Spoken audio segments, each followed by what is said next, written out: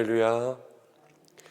함께 사도신경으로 우리의 신앙을 고백하면서 수요일 새벽 기도에 하나님 앞에 드리겠습니다.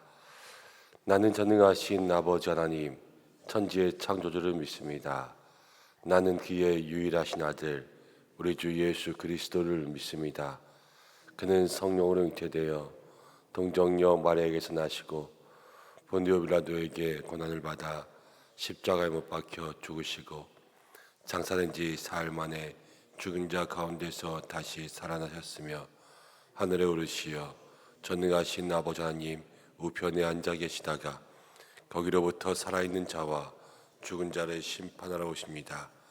나는 성령을 믿으며 거룩한 공교회와 성도의 교제와 죄를 용서받는 것과 몸의 부활과 영생을 믿습니다. 아멘. 찬송가 276장입니다. 276장 찬송하겠습니다.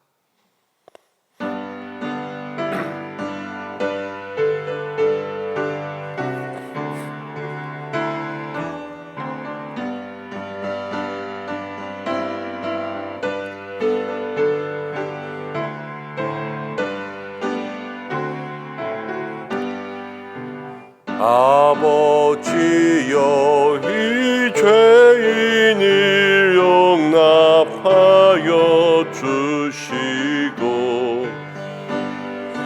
님의 이름으로 구원하여 주소서.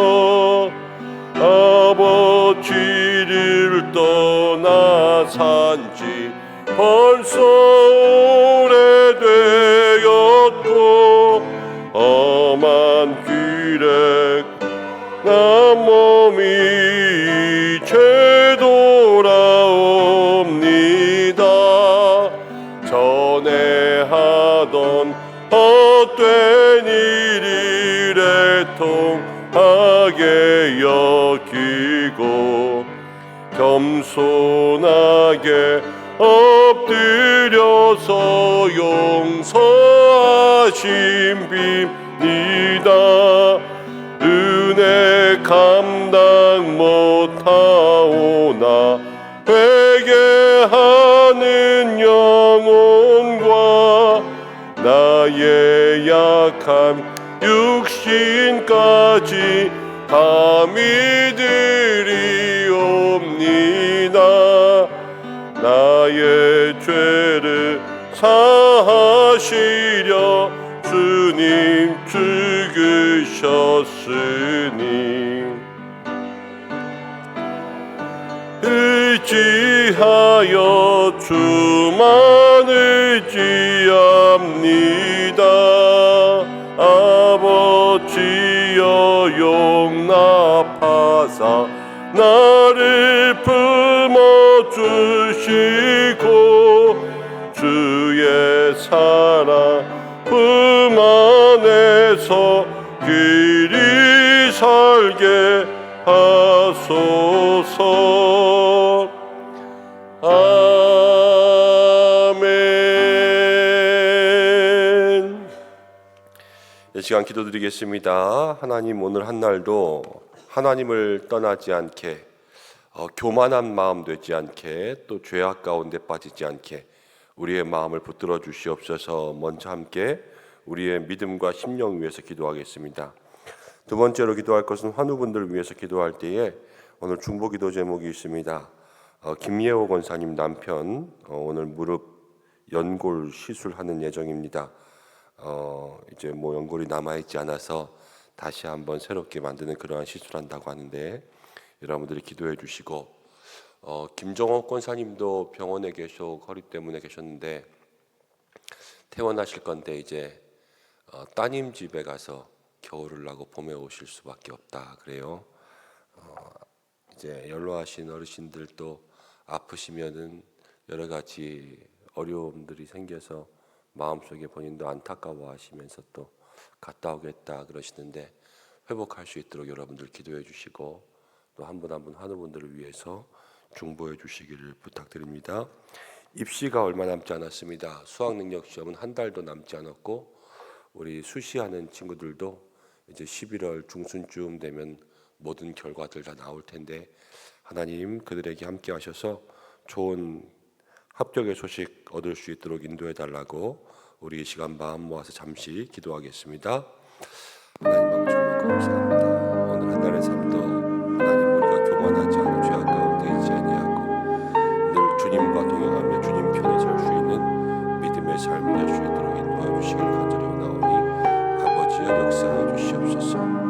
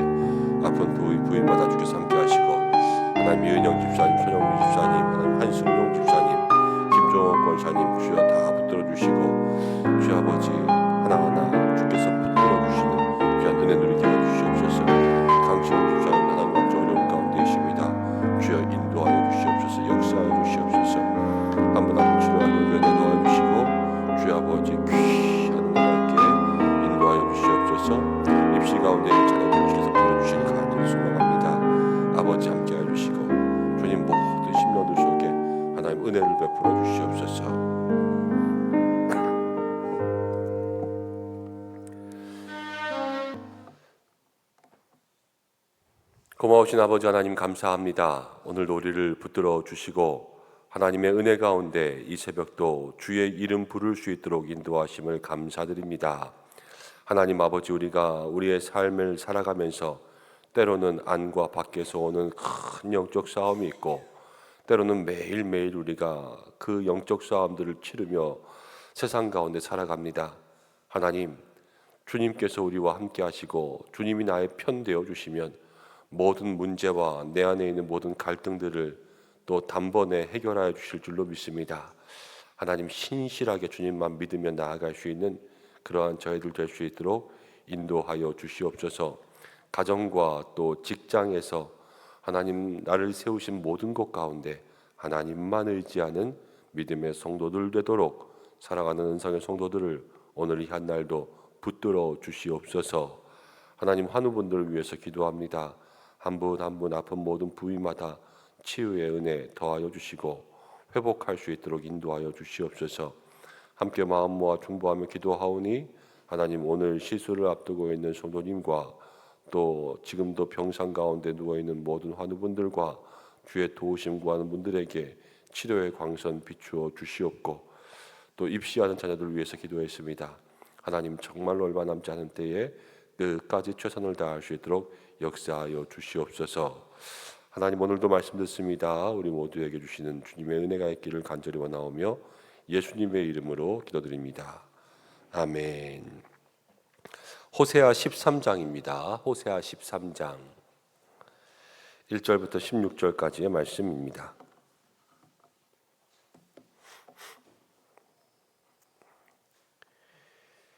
호세아 13장 1절부터 16절까지의 말씀 한 절씩 교독하고 마지막 절을 함께 읽겠습니다.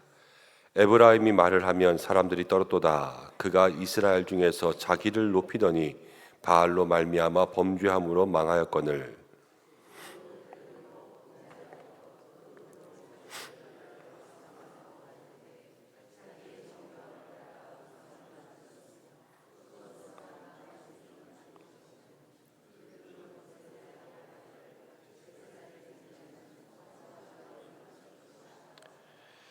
그러므로 그들은 아침 구름 같으며 쉬 사라지는 이슬 같으며 타작마당에서 광풍에 날리는 쭉정이 같으며 굴뚝에서 나가는 연기 같으리라.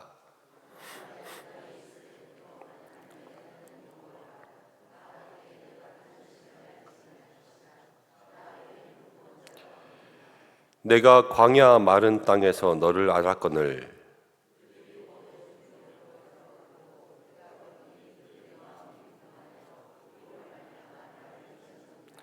그러므로 내가 그들에게 사자 같고 길가에서 기다리는 표범 같으니라.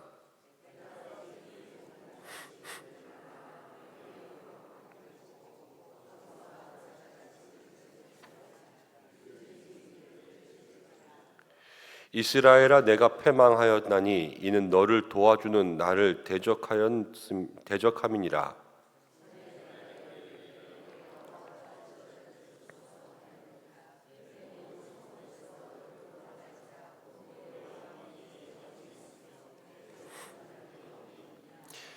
내가 분노함으로 내게 왕을 주고 진노함으로 패하였노라.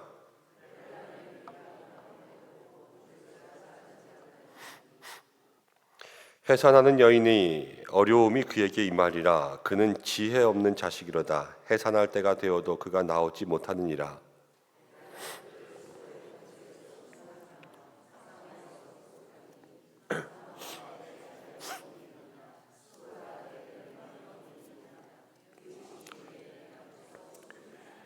그가 비록 형제 중에서 결실하나 동풍이 오리니 곧 광야에서 일어나는 여호와의 바람이라.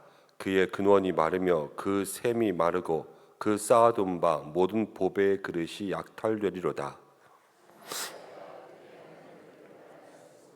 형벌을 당하여 칼에 엎드러질 것이요 그 어린아이는 부스러터지며 아이변 여인은 배가 갈라지리라. 아멘. 오늘 함께 읽은 말씀을 통해서 하나님을 잊은 자의 끝이라는 제목으로 말씀 생각해 보려고 합니다.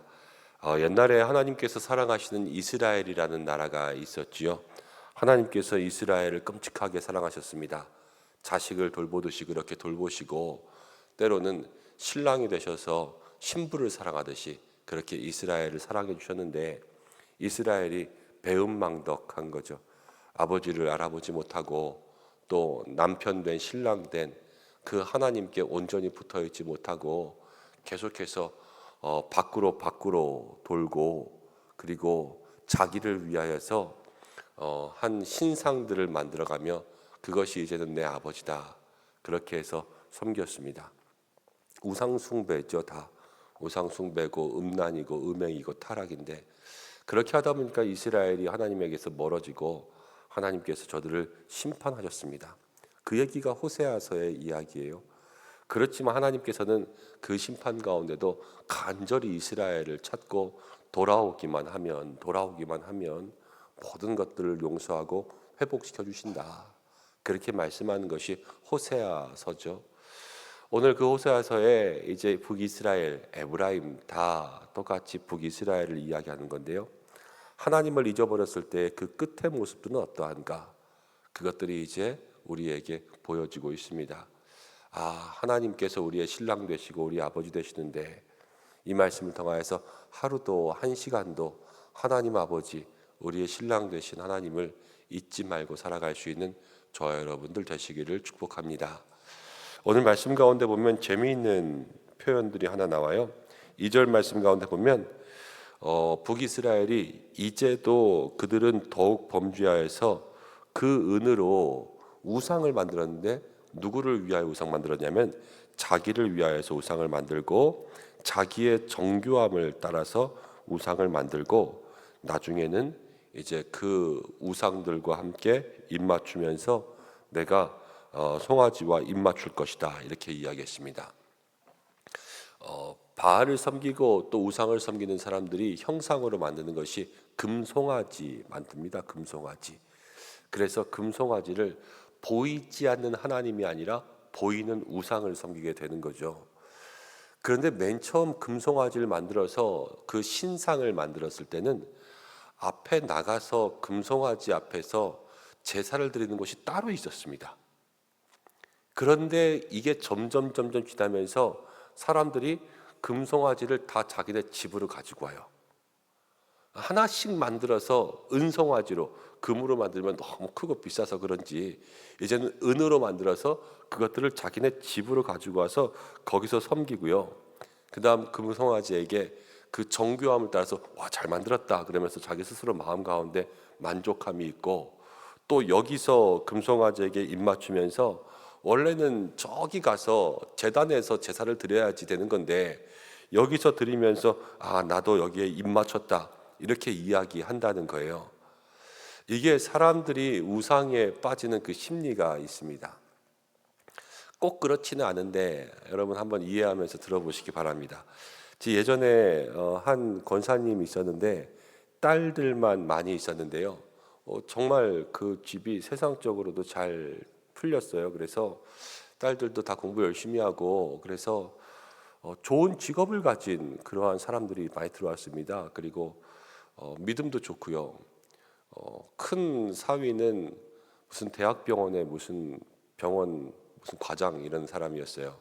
그리고 둘째 사위는 이제 또 좋은 로펌에 있었고, 또 한 사위도 엄청나게 뭐 하여튼 높은 사람이었어요. 근데 그러고 나서 마지막에 이제 딸이 한 명 남아 있었어요, 막내가. 그런데 그때 저한테 뭐라 그러셨냐면, 아, 우리 집에도 목사가 한 명 들어왔으면 좋겠는데 이러시더라고요. 다 얻은 거예요. 더 이상 얻을 만한 사람이 없어요. 근데 마지막에 우리 집에도 목사가 한 사람 들어왔으면 좋겠는데 이렇게 말씀하시더라고요. 그 이야기를 듣고 많은 생각을 했어요. 그때 많은 생각을. 목사도 한 사람이 있었으면 좋겠는데 라고 들렸거든요. 제가 목사도 한 사람이 있었으면 좋겠는데, 이것도 있고 이것도 있고 이것도 있고 다 있는 거예요. 근데 목사도 하나 있었으면 좋겠다 이런 식으로 제가 들리니까 많은 생각들이 있었죠. 저도 그냥 이야기로는 그랬으면 좋겠네요 그러고 넘어갔지만 마음속으로는 안 들어왔으면 좋겠는데 하는 이러한 생각도 없지는 않았어요. 근데 오늘 말씀 가운데 보니까요, 이제 이스라엘 백성들도 이 은송아지를 자기를 위하면서 만듭니다. 모든 종교의 타락이 저는 이렇다고 생각하는데요. 우리도 그래요. 처음에는 하나님을 위하여 살겠다 그래요. 그런데 하나님을 위하여 사는 것도 나중에는 누구를 위하여 사냐면요, 나를 위하여 하나님을 위하여 살아요. 아니, 이 우상에 빠진 사람들도 금송아지가 있는데 맨 처음에는 그 금송아지한테 갖다 바치고 그 금송아지 앞에 절하고 금송아지한테 제사 드리고 그랬을 거란 말이에요. 왜? 그 신을 위하여서. 그 신을 달래줘야 되거든요. 그런데 나중에는 자기를 위하여서 어떻게 보면 편하자는 거예요. 내가 여기서 그 금송아지한테 뽀뽀하고 내가 저기 가서 뽀뽀한 거랑 똑같다 이렇게 생각하는 거고, 여기서 금송아지를 잘 만들어 놓고 야, 잘 만들었네 이렇게 생각하면서 내 스스로 만족을 얻는 그런 삶이 모든 것이 나를 위한 것들로 바뀐단 말이에요. 이 구원의 기쁨과 감격도 그래요. 하나님 나에게 구원의 기쁨과 감격 주신 것 다 주님이 주신 겁니다. 우리가 마음 가운데 그렇게 생각하면서 살면서도 이제 큰 모든 것들이 조금 지나고 조금 지나면 나를 위한 것들로 바뀌고, 우리가 직분을 감당할 때도 그렇고 헌신하고 봉사하고 또 주님 앞에 때로는 사랑과 희생의 삶을 드릴 때에도 그 심령 속에 나의 만족과 또 내 스스로 잘했네 이렇게 생각하는 것들로 마음의 위로를 얻고 힘을 얻을 때가 많이 있다는 거예요. 여기서부터 조금씩 조금씩 변질되어 가요. 여러분, 우리가 죄를 짓는 모든 것들이요, 하나님을 위한 마음에서부터 시작되는 것이 아니라 나를 위한 마음에서부터 시작될 때가 많습니다. 나를 위한 마음을 가만히 들여다보면 아주 쉬워요. 그게 욕심이에요, 욕심. 나를 위한 마음들이. 남을 위한 마음들을 우리가 욕심이라고 하지 않고 나를 위해서, 나의 명예와 나의 유익을 위해서 무엇인가 더 하려는 마음이 욕심이라는 거예요. 거기서부터 죄가 시작되는 거죠. 욕심이 잉태한즉 죄를 낳고, 그렇죠? 죄가 장성한즉 사망이 되는 거 아니겠습니까? 그런데 그 죄의 모습들이 어디서부터 시작되냐? 이제 1절로 다시 올라가면 1절에서 이렇게 나와요. 에브라임 사람들이 말을 하면 사람들이 떨어도다. 이 북이스라엘이 강성하여져 있을 때 이제 그들이 말만 하면 사람들이 두려워하는 거죠. 하나님께서 그들에게 또 은혜도 주신 거죠. 그런데 거기서 이제 조금씩 변화되기 시작하는 게 그가 이스라엘 중에서 자기를 높였어요. 점점 자기를 높이더니 바알로 말미암아 범죄함으로 망하였다. 스스로를 높이고 자기를 높이면 이 교만이 또 죄가 되는 거예요. 교만이 패망의 선봉이라 그러잖아요, 그렇죠? 오늘 말씀 가운데 보면 북이스라엘의 패망이 나오거든요. 이 패망의 앞에는 뭐가 있냐? 교만이 있는 거예요. 그래서 교만한 마음이 패망으로 이어지고 나를 위하는 마음, 자기를 위한 마음이 죄로 이어지니까 북이스라엘이 하나님 앞에 사랑받았음에도 불구하고 사랑으로 하나님께서 은혜로 시작했지만 그 은혜 속에 나를 높이고 나를 사랑하는 마음이 시작되면 그게 다 죄가 되는구나. 서신서에서 보면 이런 말씀이 있습니다. 말세가 되면 사람들이 다 자기를 사랑한다 그랬어요. 자기를. 말세가 되면 자기를 사랑하는 것.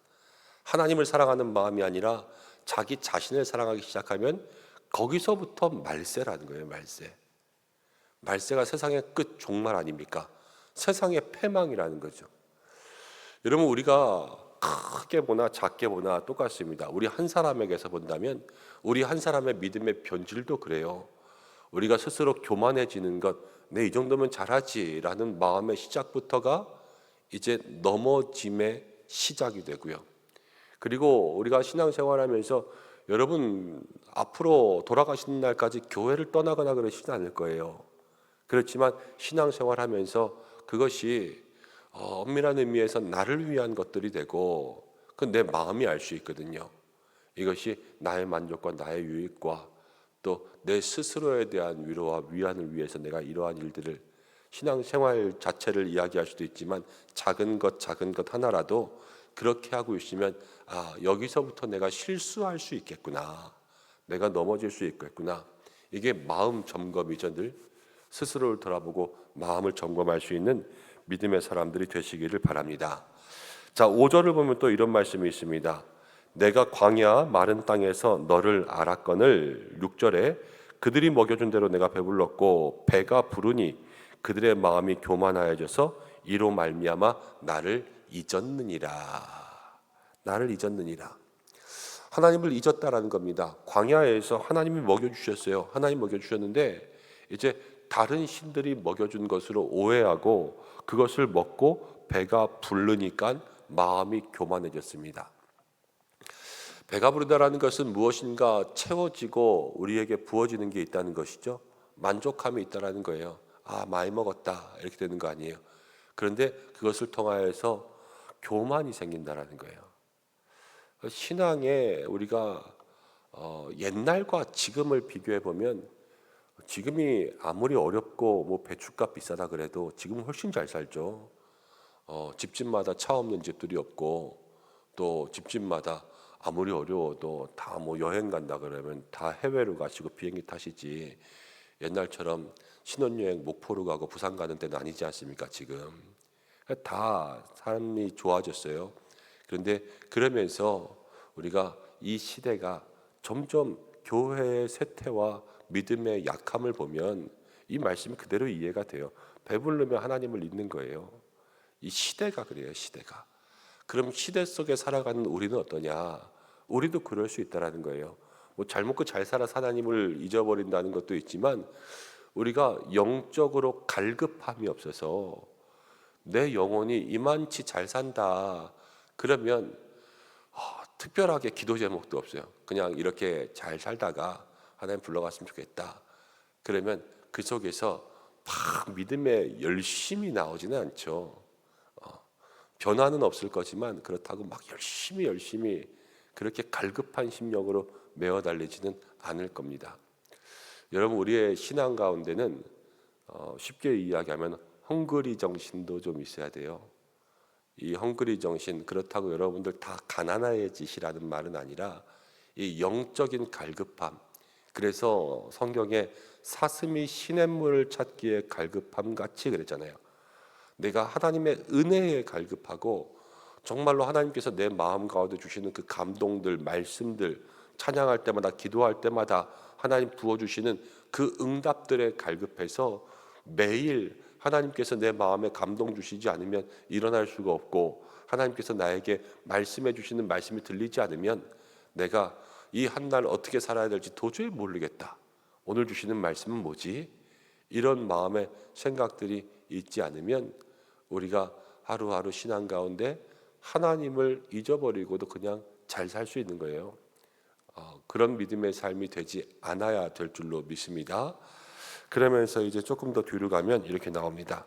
9절 말씀 가운데 이스라엘아 내가 패망하였다. 그렇게 하나님을 잊어버리니까 패망하는 거예요. 그리고 다시 15절에 보면 그가 비록 형제 중에서 결실하나 동풍이 오르니, 결실을 맺었지만 동풍이 온다라는 것은, 동풍은 다 말리는 바람이거든요. 그 요셉에 보면은 이제 7년 풍년 또 7년 흉년이 나오잖아요. 이 7년 흉년을 가져온 바람이 동풍이에요. 그래서 모든 것들을 다 말리는데 광야에서 일어나는 여호와의 바람이니라. 그래서 바람이 일어나면 어떻게 되냐면 그의 근원이 마르며 그의 샘이 마르고 그 쌓아둔 바 모든 보배의 그릇이 다 약탈된다. 이것이 하나님을 잊은 자의 모든 삶의 끝이라는 겁니다.